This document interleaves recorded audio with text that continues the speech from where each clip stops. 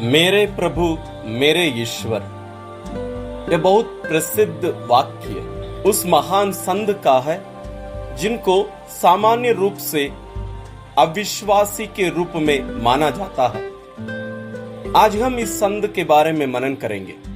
आज हम उस महान संत को याद कर रहे हैं जो सर्वप्रथम भारत देश में आकर प्रभु यीशु के सुसमाचार सुनाए। क्रिस्तियों को भारत देश में विदेशी के रूप में देखा जाता है और क्रिस्तीय धर्म को अंग्रेजों का धर्म के रूप में प्रस्तुत किया जाता है, लेकिन वास्तव में यह सब सच है या नहीं। आज के इस वीडियो में हम इसके बारे में और संत थॉमस कैसे हमारे लिए एक आदर्श है, इसके बारे में आज हम मनन करेंगे। तो आखिरी तक बने रहकर आप पूर्ण रूप से सुनिए, देखिए और मनन करिए। संत थॉमस हमारे साथ चले। प्रभु यीशु की मृत्यु के बाद शिष्य लोग सब डर गए थे और वे सब कमरे में बंद थे। और यीशु के पुनरुत्थान के बाद यीशु शिष्यों को दर्शन दिए। अपने पुनरुत्थान के 40 दिन के बाद प्रभु यीशु स्वर्ग में आरोहित हुए और 10 दिन बाद वे पेंतेकोस्त के दिन पवित्र आत्मा को प्रेरितों पर भेजे। और उसके बाद हम देखते हैं ये 12 प्रेरित जो डरे हुए लोग कमरे में बंद थे बाहर निकले, जैसे यीशु ने आदेश दिया, दुनिया के कोने कोने में जाकर सुसमाचार सुनाओ। और इतिहास कहता है कि उस समय ही भारत के साथ सीरिया और पैलेस्टाइन जैसे देश व्यापार कर रहे थे। उन व्यापारियों के साथ संत थॉमस भारत आए।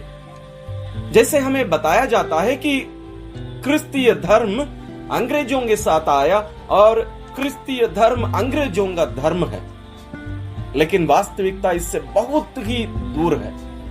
लगभग 2000 साल पहले ही क्रिस्तीय धर्म हमारे भारत देश में आया और इसको लाने वाले और कोई नहीं, प्रभु यीशु के 12 शिष्यों में से एक संत थॉमस। संत थॉमस के बारे में यदि हम सीखना चाहें तो हमें बताया जाता है संत थॉमस एक मछुआरा थे और वास्तव में वे अनपढ़ थे। जैसे अन्य प्रेरित संत हैं उनके समान ये भी अनपढ़ थे और मछुआरे थे और ये गलीलिया के रहने वाले थे। और प्रभु यीशु के साथ जो 12 शिष्य थे उनमें से एक थे। यानी अधिकांश समय वो 3 साल वे यीशु के साथ रहकर बिताए, यीशु की सुने, यीशु के चमत्कारों को देखे, यीशु की महिमा को भी संत थॉमस देखे। और 12 शिष्यों में से यदि हम कहें पुनर्जीवित यीशु के द्वारा नाम लेकर बुलाए जाने वाला एक संत, एक प्रेरित यदि हम सुसमाचार में देखें तो हम संत थॉमस को हम वहां जरूर देखते हैं।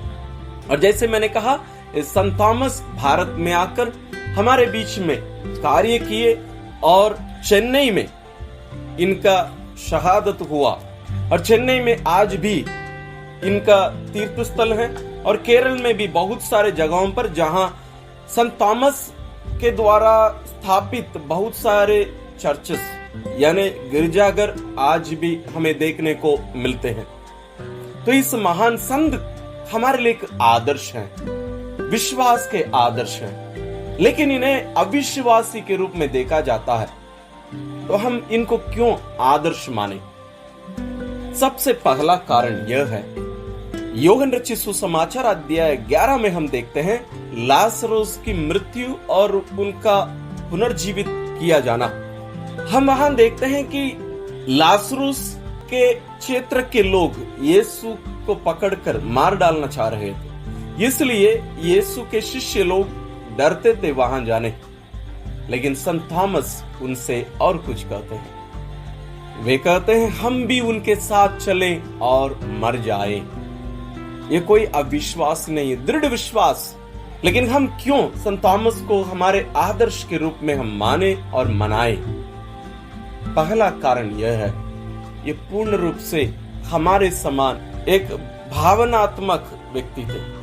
उनके फीलिंग्स उनको ज्यादा चलाते थे। संत थॉमस को हम देखते हैं वो अधिकांश समय वे अपनी बातों से दूसरे शिष्यों से बढ़कर एक बड़े शिष्य के रूप में वे अपने आप को प्रस्तुत करते हैं। लेकिन वही शिष्य जब पुनर्जीवित यीशु अन्य शिष्यों को दिखाई देते हैं और ये अनुपस्थित रहते हैं, जब वापस आने के बाद जब ये कहते हैं कि हमने प्रभु को देखा है, ये विश्वास करने के लिए तैयार नहीं होते हैं, क्योंकि उनकी भावना उसके लिए जगह नहीं देता।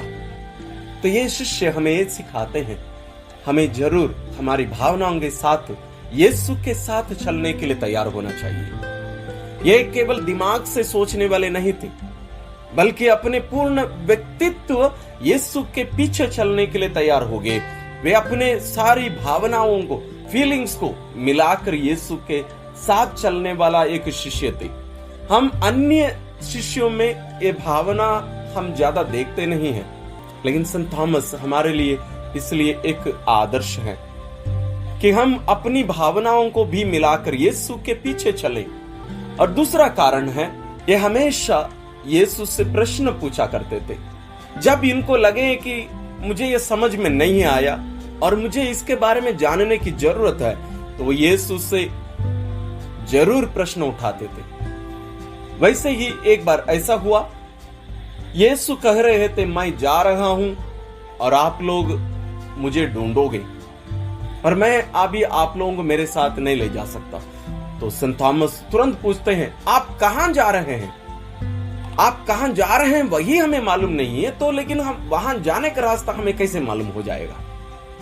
यानी संत थॉमस हमेशा ऐसा नहीं है कि चुप रहने वाले, जो भी बोला जा रहा है उसको पूर्ण रूप से ग्रहण करके लेने वाला एक व्यक्ति नहीं था, लेकिन प्रश्न पूछते थे और उनके प्रश्नों के द्वारा न केवल उनको उत्तर मिलता था, लेकिन आज हमें भी उसका जवाब मिला है। और इसका उत्तर यीशु स्वयं दिए, मार्ग, सत्य और जीवन मैं हूं और मुझसे होकर गए बिना कोई पिता के पास नहीं जा सकता। यह जवाब संत थॉमस के उस प्रश्न का था और आज भी हमें यह प्रेरित करता है। तो संत थॉमस जो प्रश्न 2000 साल पहले पूछे, उसका फायदा न केवल अन्य शिष्यों को मिला और आज हमें भी मिलता है। और तीसरा है, जिस समुदाय में, जिस कलीसिया में हम रहते हैं, वो बहुत ही महत्वपूर्ण है। हम संत थॉमस को देखते हैं, पुनर्जीवित प्रभु जब वहां आए, इनको छोड़कर अन्य शिष्य सभी वहां उपस्थित थे। योहन अध्याय 20 पद संख्या 24 ये कहांगे, जब अन्य सभी शिष्य कमरे में बंद थे, ये अकेला एक शिष्य कहां चले गए? उसका कारण कुछ भी हो, लेकिन वे उस समुदाय में कलीसिया के अन्य लोगों के साथ नहीं रहे। यह भी हमारे लिए एक शिक्षा है। यीशु का अनुभव करने के लिए हमें अपने समुदाय में, अपने कलीसिया में हमें रहना जरूरी है। हम व्यक्तिगत रूप में कलीसिया से अलग होकर यीशु के शिष्य बन नहीं सकते, यीशु का अनुभव नहीं कर सकते। यीशु का दर्शन और उनका अनुभव हमें कलीसिया में मिलता है। यह सीख हमें संत थॉमस देते हैं। और चौथा है, यीशु ही ईश्वर हैं। अन्य शिष्य जो प्रभु यीशु उनके पास अपने पुनरुत्थान के बाद में आए, वे कोई अपना विश्वास प्रकट नहीं किए। बहुत सारे लोग उनमें से डरे हुए थे और कोई उनसे कुछ पूछे नहीं थे। लेकिन ये संत थॉमस हैं जो उनके शिष्यों के पास प्रश्न करने के कारण जब यीशु दोबारा उनके पास आते हैं, संत थॉमस कहते हैं, मेरे प्रभु, मेरे ईश्वर। वे जाकर यीशु के घावों पर अपना हाथ डालकर नहीं देखते हैं, बल्कि उनको देख के ही वे आनंदित हो जाते हैं। हम यदि अपने आप को संत थॉमस के स्थान पर रखकर देखें, यीशु पुनरुज्जीवित होने के बाद अन्य शिष्यों को दिखाई दिए, लेकिन थॉमस उनको देखे नहीं। यदि हम उनके स्थान पर होते तो शायद हम भी यही बोलते, जब तक मैं उनको देखूं नहीं, उनके शरीर में जो घाव हैं उन पर अपना हाथ डालकर नहीं देखूं, मैं विश्वास नहीं करूंगा। शायद हम भी यही बोलते, लेकिन उनके एक कहने के द्वारा वो हम पर इस सच्चाई को प्रकट करते हैं कि यीशु ही ईश्वर है। अन्य शिष्य लोग ये बात वहां कभी बोले नहीं, लेकिन संत थॉमस हमें बताते हैं कि यीशु ही ईश्वर है, मेरे प्रभु, मेरे ईश्वर, आप ही ईश्वर हैं। तो संत थॉमस विश्वास की घोषणा करने वाले एक प्रेरित के रूप में, एक संत के रूप में अपने आप को प्रस्तुत करते हैं। क्या हम अपना विश्वास प्रकट करते हैं? आखिरी में संत थॉमस के द्वारा यीशु हमें एक शिक्षा देते हैं, वह यह है बिना देख कर ही विश्वास करना। संत थॉमस कहे थे, जब तक मैं उन्हें नहीं देखूंगा मैं विश्वास नहीं करूंगा। इसलिए यीशु ने कहा, क्या तुम इसलिए विश्वास करते हो कि तुमने मुझे देखा है? धन्य हैं वे जो बिना देखे ही विश्वास करते हैं। योहन 20:29। ये सब हमारे लिए है। यीशु हम सबों को धन्य कहकर बुला रहे हैं, क्योंकि हम उन्हें बिना देख कर ही विश्वास करते हैं। 2000 साल पहले इस पृथ्वी पर मानव रूप में आए उस यीशु पर हम आज भी विश्वास करते हैं। हम उन्हें वास्तविक रूप से जैसे वे हैं वैसे देखते नहीं, लेकिन हम विश्वास करते हैं। तो संत थॉमस से इन सभी बातों को हम सीखते हैं और इसलिए हम उनको अपने आदर्श मानते हैं। हमारे लिए जब हम अविश्वासी हो जाते हैं, हम संत थॉमस को याद करें, उनसे हम याचना करें, उनसे कहें हमारे लिए प्रार्थना करिए। जब हम विश्वास से दृढ़ होकर खड़े रह जाते हैं, तब भी वो हमारे लिए आदर्श हैं, क्योंकि उन्होंने कहा, चलो हम भी प्रभु के साथ, यीशु के साथ चलें और हम मर जाएं, उनके साथ हम भी मरें। चलो, क्या हम भी ये दृढ़ विश्वास प्रकट कर सकते हैं?